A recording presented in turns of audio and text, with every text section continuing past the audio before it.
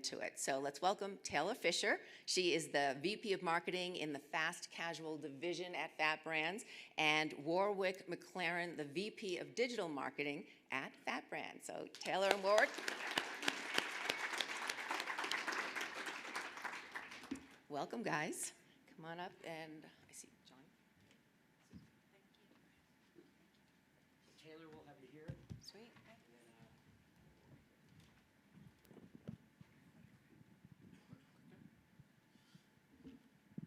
Good morning, everyone. Good morning. Well, thank you very much for having us. We're really excited to be here today and kind of share with you our co-branding journey. It's certainly been an interesting journey the last 12 months. And as Lisa mentioned, you know, we've certainly learned a lot. It's evolved quickly for us. And we thought it would be really impactful today to kind of share what we've done over the last 12 months, what we've been able to implement, and if co-branding is something that your teams are considering or looking at. We just kind of wanted to share some watch outs, just kind of really share with you just some things to be careful of, be mindful of, depending on what your tech stack is. We obviously don't have the time to kind of get really into the weeds on certain things, but if there are questions or things that you want to dive a little deeper into, happy to chat with anybody while we're here. That's obviously the purpose of this event, so we kind of want to be impactful and share what we can. So really quick, as Lisa mentioned, Taylor and I from Fat Brands. If you're not familiar with us, we have a portfolio of 17 brands. We're in 40 countries across the world. It's about $2 billion, I think, globally in sales. Around 2,300 locations. So it's a very diverse portfolio that we have. Our strategy has really been to look at, you know, complementary brands, complementary product mixes that we can marry together, smooth out a lot of the challenges that we're obviously seeing in the industry today, especially with things like seasonality and these type of things, to build really cohesive experiences. And unlike a lot of other co-branded experiences that you typically see, we're trying to really build experiences where it's immersive. It's not separate, standalone locations in one box. The guests can obviously order from both brands on the same transaction. So that has posed a lot of challenges, especially digitally, which we'll get into today. This will be a little bit of a therapy session, not gonna lie. But with that, we kind of wanted to break it up into two parts. So my awesome colleague here is gonna cover off on a lot of the in-store learnings that we've had, and I'll sort of get into the digital stuff. So with that, I'll pass it off to Taylor. Awesome. Thanks, Warwick. So as everybody here knows, co-branding has kind of been around for a very long time. It's lived in multiple different ways. At Fat Brands, with 17 different restaurant concepts, we have an opportunity under our umbrella to look at lots of different brand pairs, I'll call them, and sometimes even tri-branded experiences. But I think what's important with co-branding and tri-branding is finding complementary brands, right? So you want to make sure that whatever you're doing feels cohesive. Warwick and I always say we have the guest first mentality. So anytime that we're thinking through anything that's happening in our restaurants, we think about the guest first. So we want to make sure that when they walk into any of our restaurants, they understand what's going on. And when you're talking through co-branding and tri-branding, that can get a little dicey. It's not always super clear. We've got some of the legacy co-branding experiences where there's two different POS systems, and on the left you can order from one brand, and on the right you can order from another. But really you're having, that's almost more like a food hall kind of experience, right? And you're having to choose between two brands. So at Fat Brands, we want to eliminate having to make that choice. And we want to make sure that as a guest enters one of our restaurants, they can order from either one, all in one transaction, both in restaurant and online. So when we think through co-branding, there's a number of opportunities that we've identified. First and foremost, we all want to increase guest check average, right? That's always a plus. We're trying to increase transactions. We want to make sure that we can maybe find new day parts that we can talk through with by combining two different brands or three different brands. We want to acquire new guests by maybe being able to enter a conversation that one brand was not able to enter, but by co-branding or tri-branding, you can now enter that conversation. So we'll get into that a little bit. And then there's also The opportunity for your development team to expand multiple brands in a single footprint. It's a great way to potentially enter new markets, to support new market entrances with a co-branding or tri-branding experience. So today we're going to walk through a number of different things, but the two kind of examples that we're going to chat through that you'll see us go back and forth through are Fatburger and Buffalo's Express, and then Great American Cookie and Marble Slab Creamery. Sorry. Oh, okay, now you guys can hear me. Awesome. Cool. So we'll chat through these and we'll reference back to them. However, Fat Brands, we co-brand and tri-brand all kinds of brands. 17 brands gives us lots of opportunity. So when you're thinking about co-branding or tri-branding in a restaurant, what does that look like? So for us brand marketers in the room, your brand is who you are, right? It's who you are as I almost like to say as a person, but your brand is who you are. When a guest walks into your restaurant, you want to make sure that they understand exactly who you are as a brand and what you're trying to get across to them. When you bring two brands into one space, you have to be really careful of what does that look like from a brand perspective. You are now entering into two different font sets, two different brand color sets. You are talking through two different logos. So you want to make sure that whatever you're doing, there's some cohesiveness to it. So that next slide for me. Perfect. So there's a couple of different things from an in-restaurant perspective. First and foremost, signage. What logos are going on the outside of your building? Sure, it's great. We want both logos. Not every landlord or city is going to allow that. So it's figuring out how you're going to tackle that. Maybe it's one logo on the outside, one in the window. Maybe it's one logo on one side of the restaurant, another logo on the other. Best case scenario is both logos together. But again, that's not always possible. Menus. Are you going to bring both full menus into that restaurant? Are you going to limit some of those? Are you going to look at your product mix and find the most, your highest performers and bring those together? You only have so much menu real estate. Supply chain. We all know that the last couple of years have been rough in the supply chain world. And when you're bringing a co-branded experience, maybe you're entering a new market for one of those brands. So now you're having to deal with SKUs and not being able to get all of your packaging and things like that. So you have to really consider those things as you start to dive into this. POP, for LTOs and promotions, is that restaurant going to participate in both brands' promotions and LTOs, or are they only going to participate in one? Uniforms, what uniform are you wearing? Am I wearing a Fatburger uniform, a Buffalo's Express uniform, or a co-branded version? For packaging, when someone walks out of your restaurant, do they have one brand's bag or the other? If they're ordering from both, what does that look like? Local store marketing, right? We all know that that can be a tough one, but when your teams are going out into their market, how are they representing each brand? Your POS system, the never-ending conversation around POS. If you've got a brand like some of ours where you've got a presence already and that brand might be all in one POS system and now you co-brand it with one of your sister brands, are you introducing a new POS system to that ecosystem? What does that look like? So there's a lot of different things that you need to think through. I'll go through a couple of those in restaurant. Go ahead.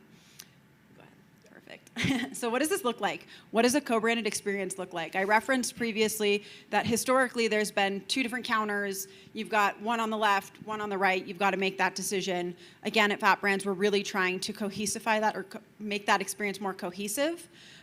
There's a couple of different ways that we do that. So we've got what we call like an anchor brand structure or a traditional co-brand. Each brand pairing, I think, requires something a little bit different, and so it's identifying what that's going to look like. The Fatburger and Buffalo's Express example that we're going to go through today is really that anchor brand structure. You'll see the Fatburger brand really own the branding inside of the restaurant and own a lot of what we do, and we complement that with some of the Buffalo's Express. Versus on the your right-hand side, or your left-hand side here, your right-hand side, sorry, we've got our Great American Cookie and Marble Slab Creamery, which is more of that traditional co-brand. You can still order at one point of sale, but you'll see both brands intermingled within the experience. What does your menu look like, right? Like as you walk into a restaurant, your menu is how you sell things to people, right? Amongst many other touch points for that guest. But what does that look like? You've only got so much real estate on your menu. You want to make sure that your core products are getting the majority of that real estate.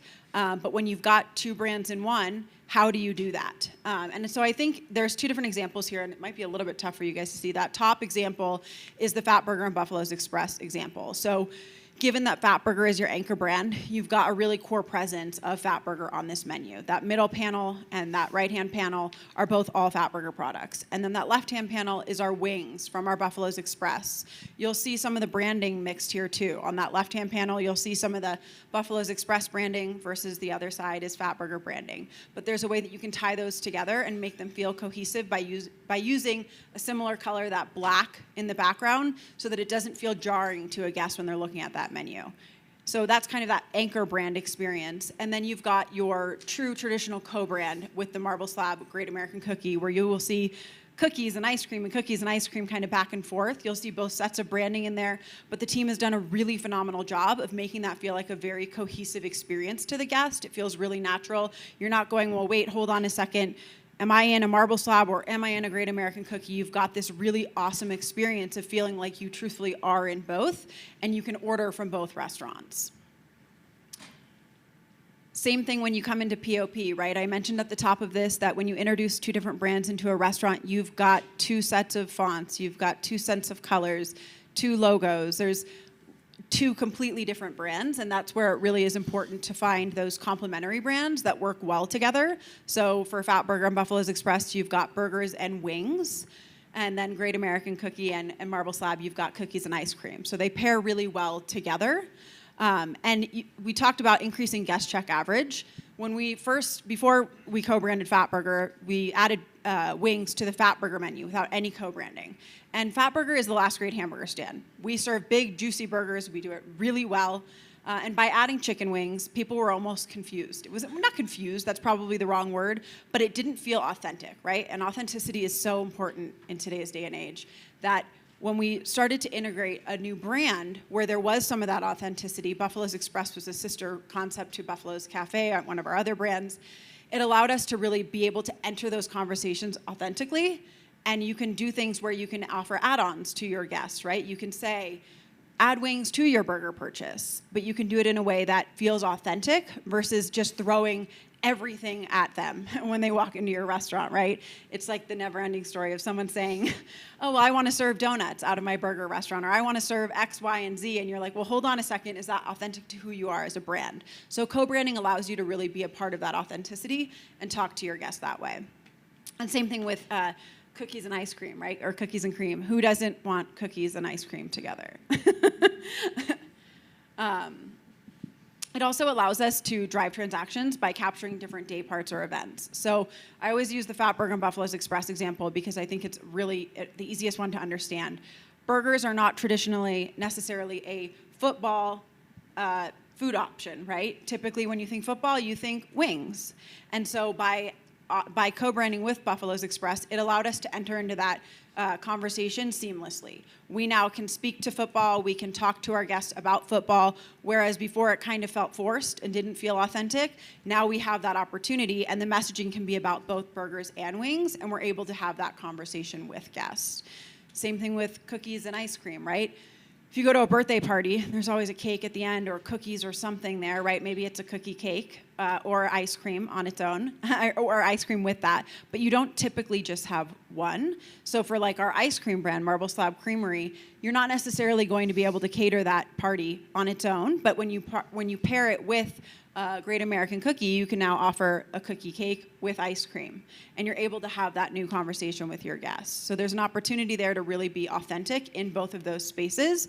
And that goes back to like the seasonality play, right? Like we're not always, for us, maybe Sunday nights in a burger restaurant aren't always strong, or Sunday day. But now because we have the opportunity to talk to football, it helps us strengthen that Sunday day part. So just something to think about when we're thinking about co-branding.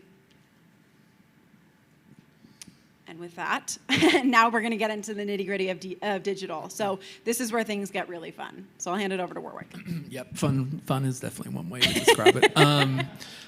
Yeah, so obviously, as Taylor alluded to, there's a lot to consider, and this has been kind of what we've had to unravel over the last 12 months. And so, here's just kind of the sample of what we've had to unravel.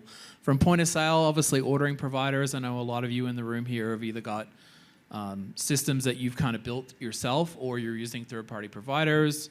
Could be Olo or someone else. So there's obviously a lot of complexity there in terms of how you're going to structure that, build it out.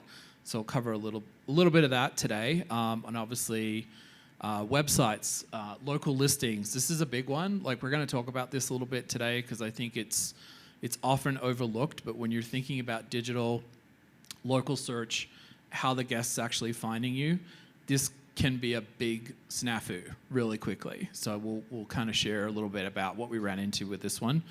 Loyalty. This is a big one because, again, most of you that have loyalty programs, it's probably standalone. It is for us right now. And so we're already starting to look at how they need to come together now. Because ultimately, especially with Great American Cookies and Marble Slab, as Taylor mentioned, we want it to be one, seamless. So everything from commerce ordering through to earning points and all that, redeemables for rewards and all those type of things, it has to feel organic and cohesive. So email, SMS, paid media, SEO, all of these things, there's a huge impact on how you tackle this when you now start merging things together. So This is where the fun comes in, Yeah. like we said. been a lot of conference calls on this stuff. So again, kind of starting with website, if we sort of think about how we're the touch points and the journey of the guest. And so we've, started this. This is Fatburger's new website that we recently rolled out. So, we've just started to introduce now just some touches now where we kind of reference, the co-brands, the partnerships that are there. So we're starting to introduce now to our guests that, co-branding is now available with this brand. So as they start to see things through local search and some of these other things, like, why is hot dog on a stick at Fatburger? So, we're starting to now, take that first point of entry, which a lot of the times is, our websites, to kind of start to introduce the co-branding that's available.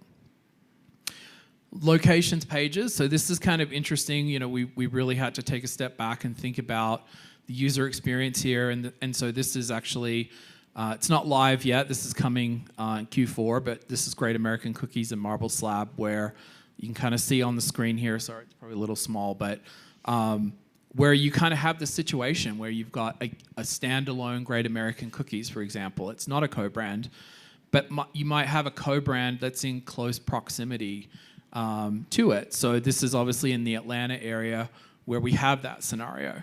So we've started to have to think about different user experience kind of touches where we need to let the guests know there's a location that potentially serves both GAC and MSC products. So we've kind of looked at different ways that we can kind of flag that to the guest. And obviously those are started to immerse themselves with kind of standalones now. So these were just things that we had to sort of think through. So we didn't kind of have a disjointed sort of two locations pages, if you will.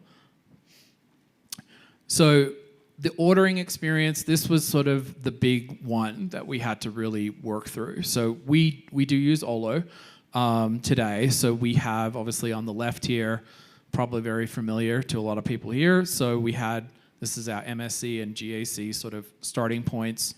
But obviously two separate channels, right, that are on Olo. And we've had to bring them together into one. So kind of on the right-hand side here is kind of where we're getting to, where rather than having two separate channels, it's going to be one.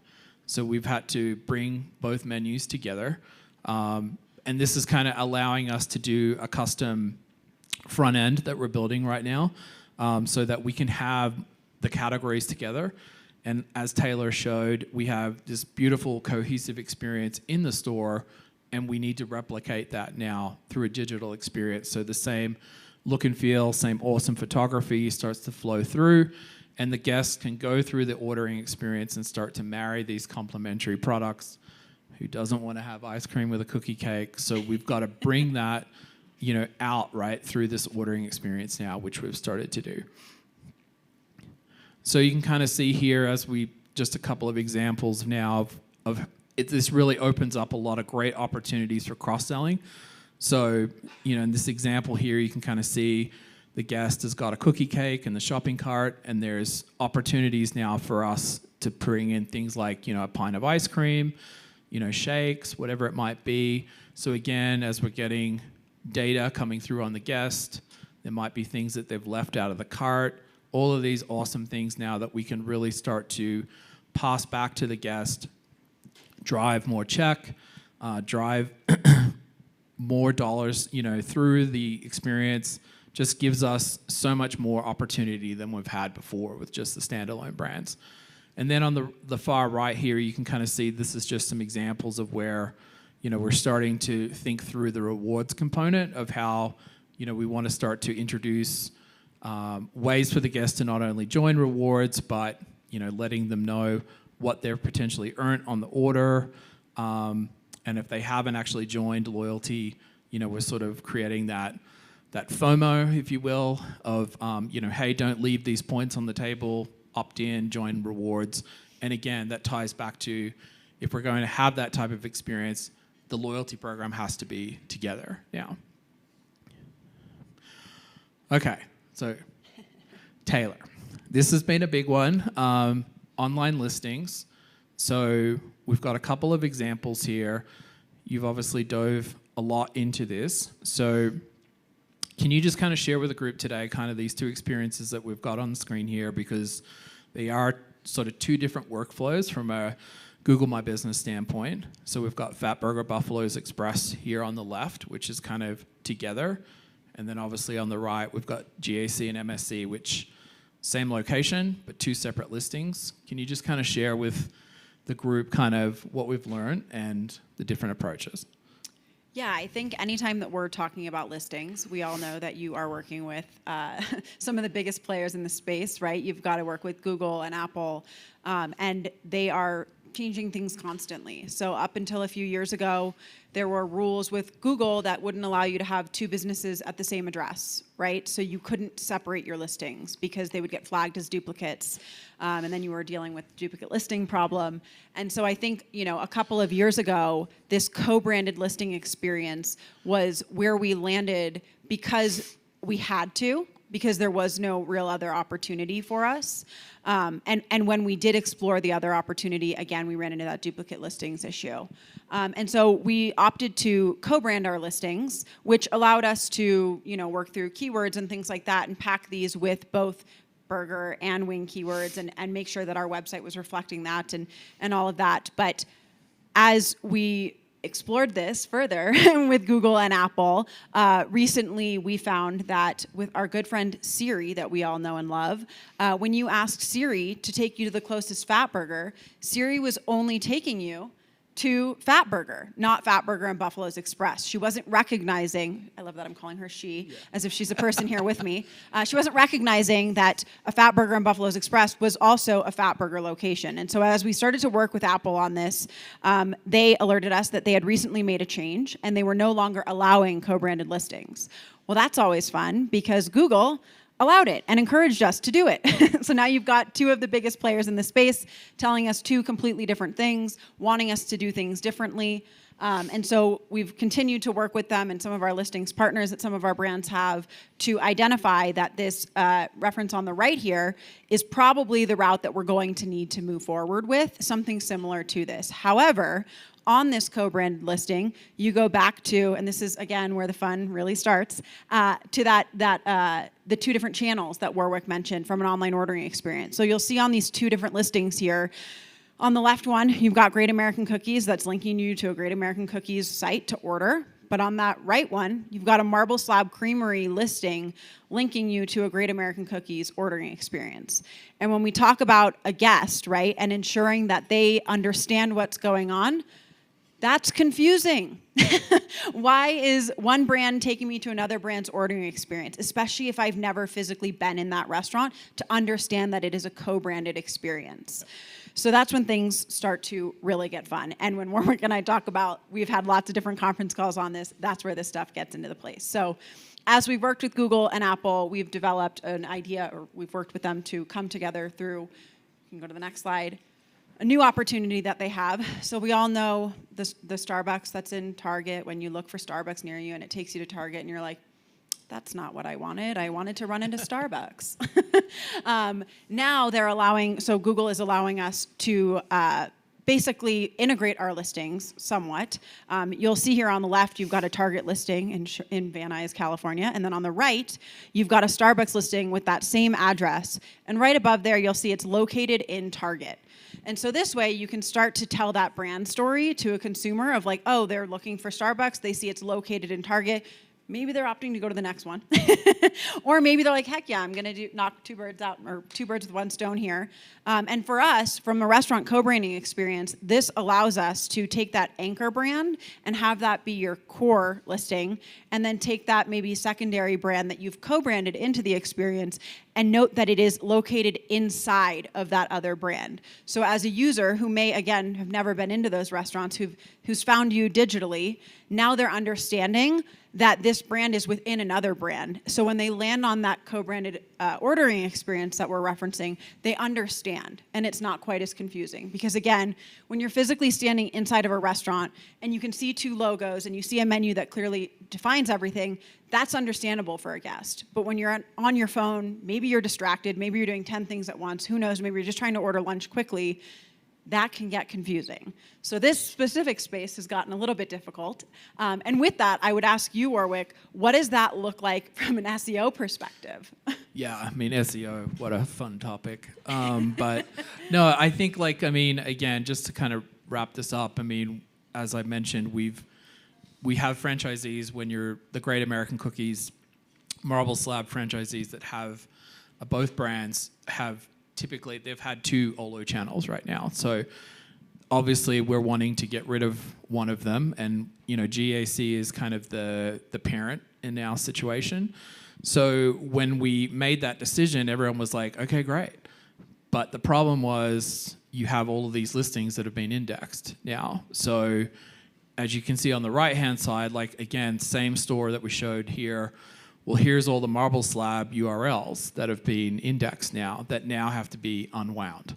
So you're now having to go into this hole, down the rabbit hole of doing either redirects or just getting the listings de-indexed and all of that kind of stuff. And again, this is all techie stuff. But again, we just wanted to call it out because these are the things that we've run into so that you can at least be prepared if you are going to take this on. It's like, hey, we've got to be prepared for this. We've got to look at everything because inevitably when we had a fist pump moment, it was met with a oh shit moment. So, and that's just kind of how it's been, because this is tricky.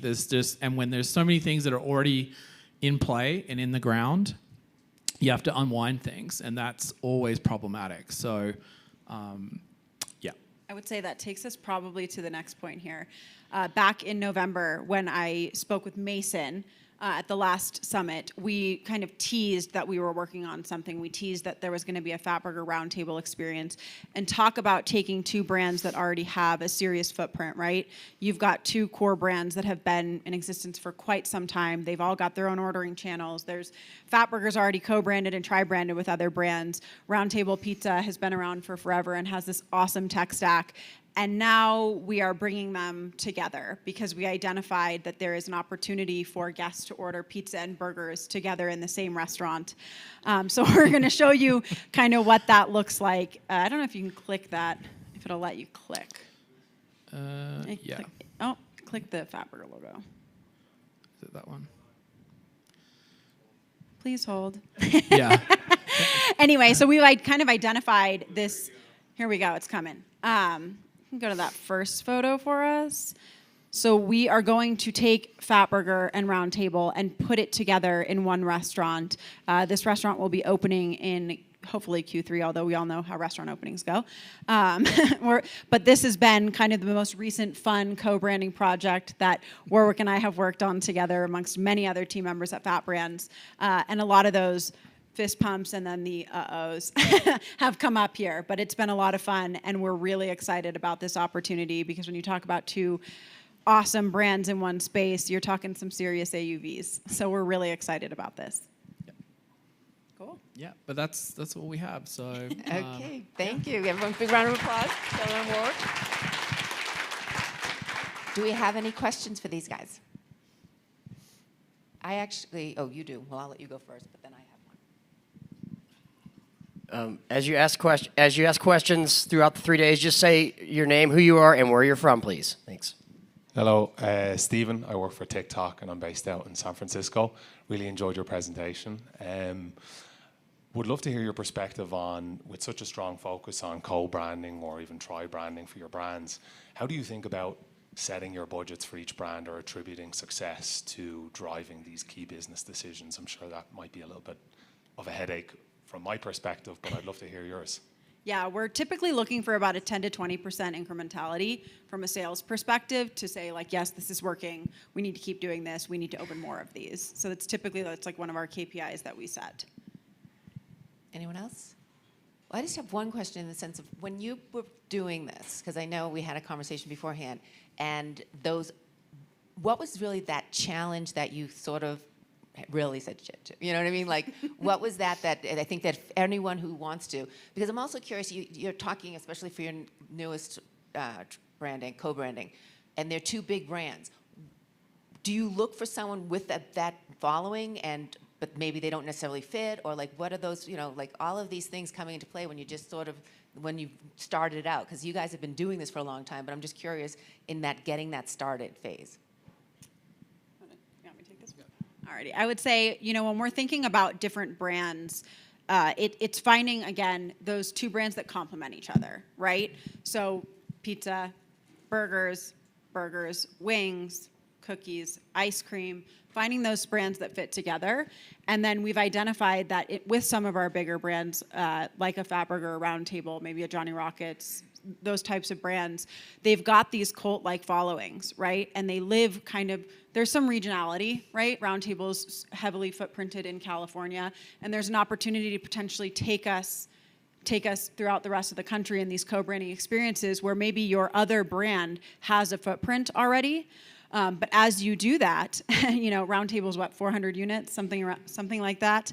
Fatburger's about 100, but Round Table lives on one POS system. Fatburger lives on another. Round Table has one ordering channel. Fatburger has another. And so as we start to get into a lot of the things that we just talked through, it's about finding ways to make that work together, and identifying, what is that next step of, okay, how can we make this work? And then going back to the KPIs that we set, did we accomplish those? And if we can, you're talking some serious volume. So we're really excited.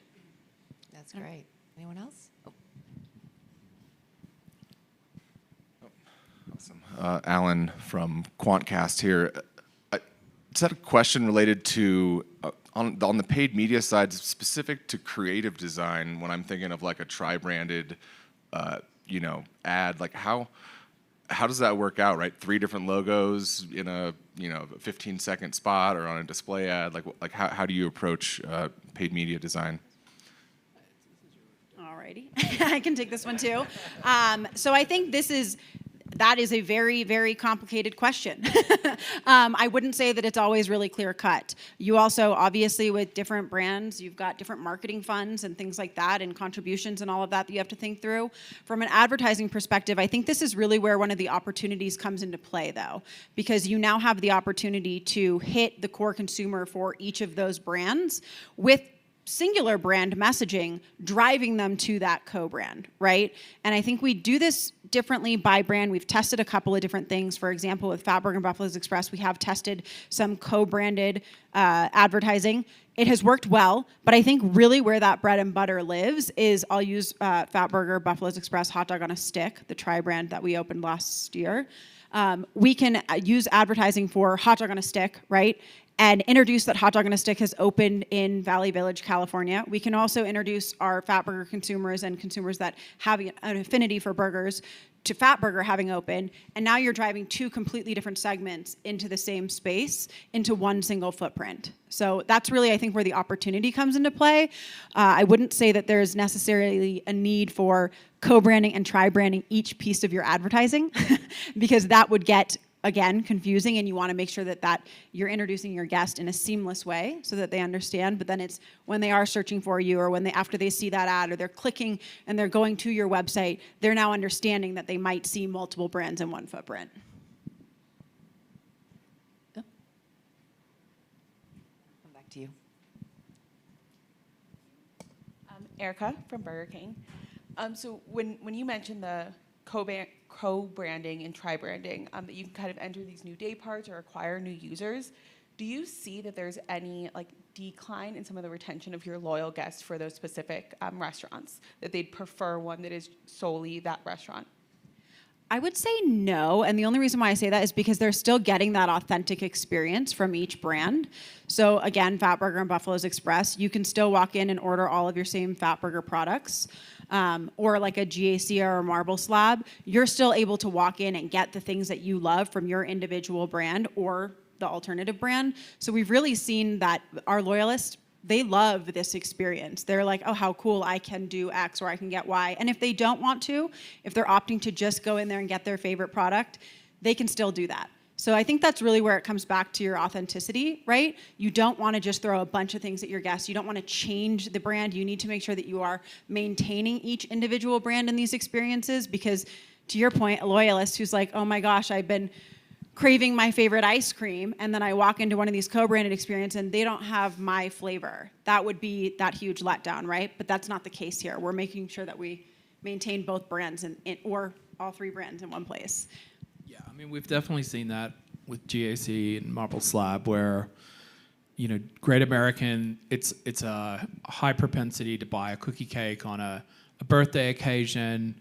So we're seeing a lot more of those guests that are coming for that snacking occasion, the ice cream occasion. So it's certainly, we're seeing frequency increase, because to Taylor's point, it's same consumer, but we're just hitting multiple cohort groups now, which has really opened up a lot of opportunity for us now. Hi, I'm Dan from Iris back here. Hi, great job, by the way. Thank you so much for what you've shared. I wonder about the co-branding opportunity in the digital or experience space. Have you guys had any conversations about bringing the loyalty programs together? I know I've had conversations with clients where the technology and being able to have those things go across brands is actually the biggest cost savings. Could you talk about any conversations you've had about bringing the loyalty experience together? Yeah, I mean, we have, so with Great American and Marble Slab, we're already having those conversations. And again, it's certainly easier said than done, because obviously when you're dealing with franchisees, there's potentially differences in average check. You know, so it's a whole nother gamut of challenges, right? Where you've got to have standalones and co-brands intermingling now. So, you know, those are different things that we're working through, but we see the synergies and the value, to your point, of bringing the programs together. So I don't think we'll ever see a program across our entire portfolio like you see with, you know, Gap and Banana Republic and stuff like that. I think that's going to be probably too much of a reach, but I think in some of these smaller pockets where it makes sense, you know, I think this will be a good first step for us to see how this goes. And obviously working through our providers on how we then execute, you know, through our, you know, applications and different things. But yeah, it's definitely on the horizon for sure.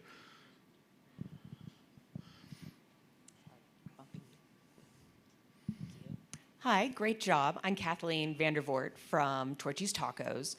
For brands like ours, which don't have other brands under our portfolio, what is some advice or learnings you think that can really apply as we're looking at not necessarily co-branded activities, but areas or partners we can look with? If we want to be the partner with Post Malone, like Raising Cane's, like how are you identifying it besides just saying like, oh, that'd be a cool partner? Like what is that kind of step back you're really taking in terms of research to make sure, yes, this is a more for sure win, slam dunk? Good one for you.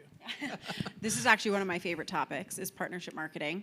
And I think a lot of the co-branding experiences and learnings that we have can apply in that space as well. And I recognize that not everybody in this room is part of a group like ours where we have multiple concepts. So I think there's also an opportunity here to co-brand with restaurants outside of your organization, right? Like you can still bring two brands together. Obviously, there would be larger conversations there around agreements and all of that. But as far as like partnership marketing goes, I think, you know, I'll use I don't know if I want to get into what I'm going to talk about tomorrow just yet. But I think there's an opportunity to identify with a partner who their core consumer is, who your core consumer is. And I have to say that that doesn't always need to be the same person. I think one of the times that you have the most success is when there's a slight overlap, so it doesn't feel forced and you've got that authentic voice, but you can ultimately talk to a new guest. And I think I'll use the plant-based space as this example just because I think it's the easiest to understand. Fatburger is the last great hamburger stand, right? We were a very early adopter of the Impossible Burger. Yes, this is a menu offering, but it's ultimately a partnership as well. And we regularly work with them to message to their consumer about Fatburger and vice versa. And I think it's about finding that, obviously, in this specific example, both consumers are looking for a burger. One just happens to be meat and one is not. And so I think there's the opportunity to find that authentic partner and then find a way to speak to each of your individual consumers and bring them together. So I don't know if the plant-based example was the best one, but I think it was one that is easy enough to understand. There's also the opportunity to find other partners, like I'm thinking through recently, we did a partnership with Fatburger and Mountain Dew. So we're a Pepsi branded group. And so we went out to our Pepsi partners and found that Mountain Dew has played a big role in the gaming space, which is a space that Fatburger is interested in entering, but on its own potentially could feel forced, right? Like if we've never played in that space, of course you can always enter a space, but it's really hard. So we identified a close partner of ours that was already in the space, has that authentic voice, is able to speak to those consumers very easily, and we partnered with them to enter that space in doing so. We did a fun giveaway, and we partnered with a streamer on Twitch, and I like to pretend like I know what I'm talking about when I talk about gaming, but I don't. But I've learned a lot. But yeah, so I think there's a way to just find a partner who has an authentic voice in the space you're looking to enter, and ride that wave with them. All right, and Taylor, thank you for the nice little tease for tomorrow. Yes. But anyway, everyone, this is awesome. You guys were great. Please give them another round of applause. Thank you, Taylor and Warwick.